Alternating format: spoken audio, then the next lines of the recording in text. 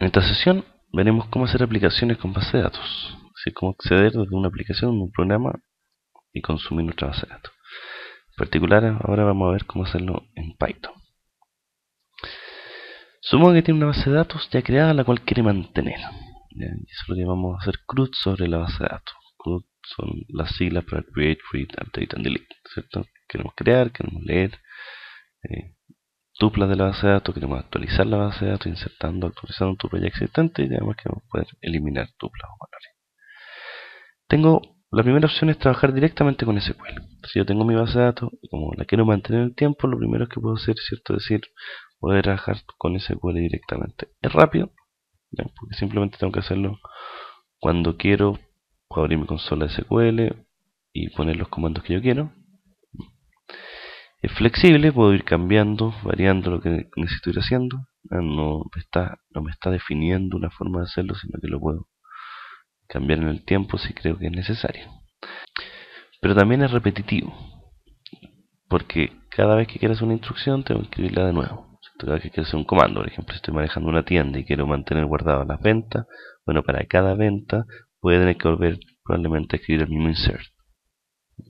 O si quiero todos los lunes hacer un reporte respecto de la venta de la semana anterior, voy a escribir ese comando todas las veces. Y es muy propenso a errores por lo mismo, al ser repetitivo, al tener que hacerlo siempre, escribir completamente el comando, obviamente que es mucho más factible que se produzcan errores. Entonces, conectarse directamente a la base de datos a través de SQL no es la única opción. ¿Cuál es la otra opción? Usar una aplicación. Entonces, lo que podemos hacer es desarrollar una aplicación que utilice la base de datos. Genera un acceso más cómodo para usuarios, incluso no expertos, es decir, no necesito saber SQL porque puedo usar directamente las opciones que me da la aplicación. Las consultas las hacemos y probamos una sola vez.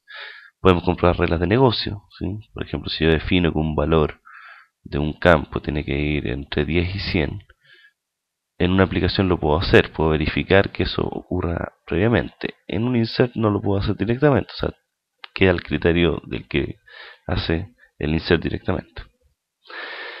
Ampliación de la capacidad algorítmica. Si quiero hacer, por ejemplo, ordenar los datos de alguna forma particular, más compleja, que no me permite SQL, sí lo podría hacer con una aplicación. Y mayor libertad para elegir tecnología, qué tecnología quiero utilizar. Existen al menos tres formas de utilizar una base de datos, de consumir una base de datos desde una aplicación. La primera es usar el lenguaje SQL embebido en la aplicación. Es una forma más complicada y que soportada por algunos lenguajes, es decir, que el lenguaje mismo yo puedo meter SQL internamente dentro de la escritura. La segunda opción es utilizando una API que provee funciones preestablecidas. Una API es básicamente lo que es la referencia a una Application Programming Interface, que es una librería de métodos, funciones, clases, ¿cierto? Que me permiten acceder y que encapsulan todo lo que es el acceso a la base de datos. En ella yo voy a poder conectarme, entonces voy a poder después mandarle mis mismas consultas, ¿cierto? Y después revisar los resultados. Y la tercera opción es ocupando un ORM o Object Relational Mapping, que es básicamente una librería también, pero que a diferencia de la API donde yo lo que hago es trabajar igual con SQL, solo que me provee los métodos para hacer las invocaciones. En el caso de un ORM lo que se hace es que se mapea mi base de datos relacional en clases y objetos. Y lo que yo hago finalmente después de trabajar con estas clases y objetos, tal cual como cualquier clase y objeto que haya creado, digamos, que no está relacionado, y eso va a mantener actualizada la base de datos. Por supuesto, el punto 2 es el más utilizado, lo que es la API. En el caso de Python uno tiene que usar módulos específicos, ¿ya? Para cada uno de los sistemas de base de datos. En particular nosotros para Postgres vamos a usar PsychoPG. Ahí vemos el link donde lo podemos descargar. Y lo que sí hace Python es definir una especificación general de cómo debería ser una API para acceso a base de datos. Esta especificación define cuáles son las clases o los métodos que deberían tener.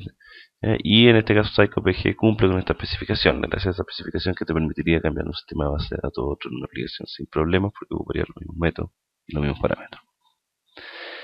Veamos los elementos básicos que necesitamos. Primero está la conexión. ¿Ya?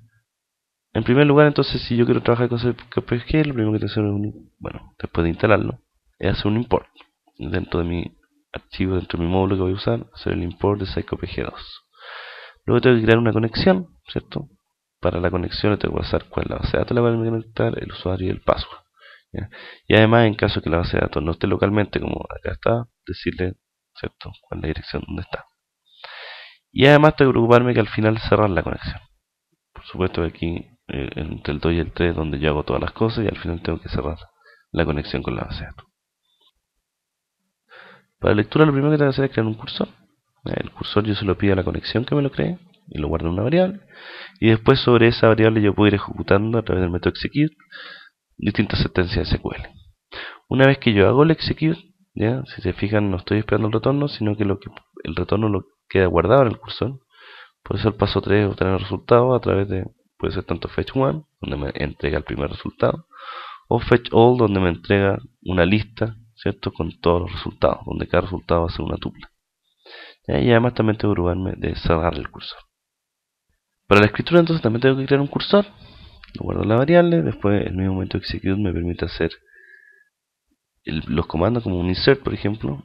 Cuando quiero parametrizar, como en este caso, un comando, es decir, ponerle parámetros, valores que no son fijos, lo que puedo hacer es poner porcentaje %s dentro del comando SQL y luego como segundo parámetro del execute pasarle una tupla con los distintos valores en el mismo orden en que lo estoy pidiendo.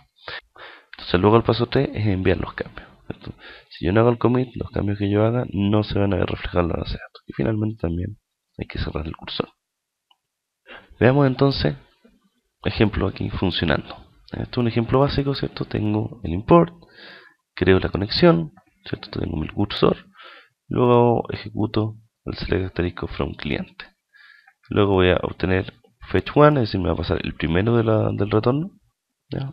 Le vamos a hacer un print para imprimirlo y verlo en la consola abajo a la derecha.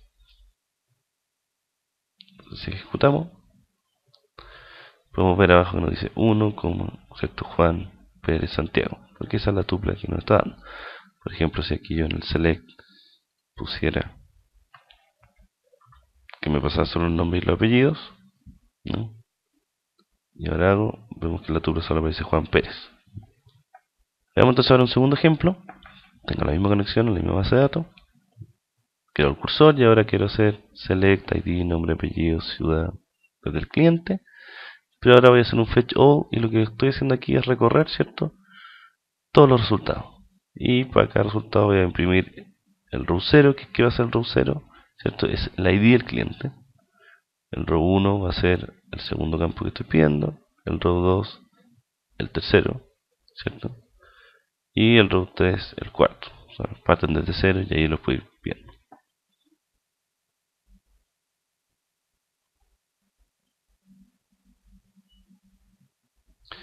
Entonces, ahí ejecutamos, entonces aquí me dan todos los clientes. Entonces, cliente 1, nombres, apellido, etcétera.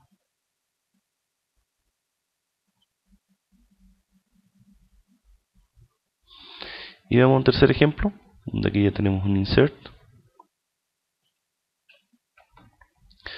Nuevamente lo mismo, hacemos la conexión, creamos el cursor. Aquí le vamos a pedir al usuario que nos ingrese los nombres del cliente, que nos ingrese los apellidos, la ciudad. Y con esos datos vamos a hacer el insert a la tabla. Entonces vamos a hacer insert into cliente, ¿cierto? Y aquí ponemos dentro de los valores porcentaje %s, es decir, que los vamos a parametrizar. Entonces como segundo parámetro del execute le vamos a pasar nuestras tres variables, ¿cierto? fn, len y city. Y después vamos a hacer el commit para que se vea el cambio reflejado. Entonces ejecutamos. Entonces me dice ingresa el nombre del cliente, Matías, ingresa el apellido, Cabarren, y la ciudad, Santiago. Como podemos ver que esto se incorporó, por ejemplo, volvamos al anterior, volvamos a ejecutar y vemos que ahora existe un cliente 15 de nombre Matías Santiago. Python también tiene soporte para hacer ORMs, ¿ya? Que como habíamos hablado, acceso como objeto. Entonces un ORM lo que me permite es asociar objetos de un lenguaje de programación con su representación en base de datos.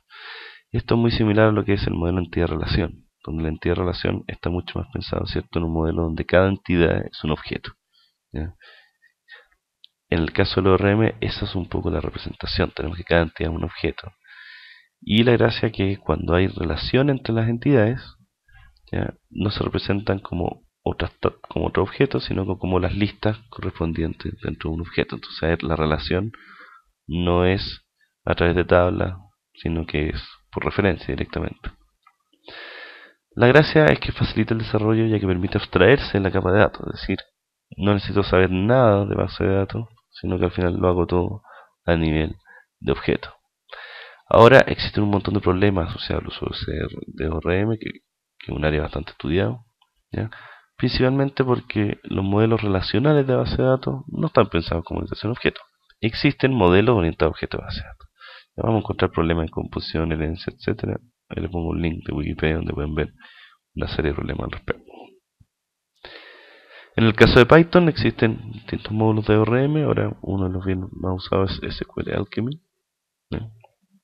Y ahí podemos ver el detalle. No lo vamos a ver el detalle para Python porque no están usados principalmente por cómo funciona Python en general.